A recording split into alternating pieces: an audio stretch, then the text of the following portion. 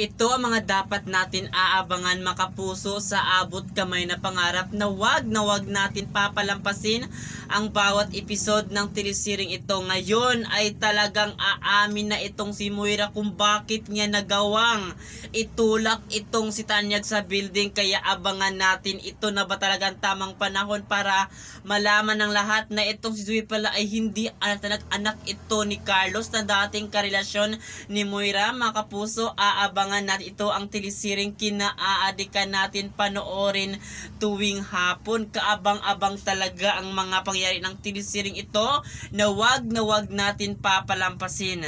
Unti-unti na nga talaga nalalaman talaga ng ating bida mga pinakatatagong lihim na mag-ina na ito na dapat talaga malaman ng ating bida. At kung malaman ito Tanyag na hindi pala anak niya ito si Zoe, ano kaya ang kayang gawin ni Tanyag sa kaniyang tinuturing pa naman na anak na si Zoe? Kaya aabangan natin yan mga kapuso sa abot kamay na pangarap na mas lalo na gumagandang takbo ng telesiring ito, sapagkat talaga magugulat ang mga taong inusinti sa talagang isiwalat ni Moira tungkol nga sa pagkatao ni Zoe. Kaya abang-abang na dito sa abot kamay na pangarap. At yun lang mga kapuso, at sana lagi kayo makatutok hanggang matapos ang telesiring ito.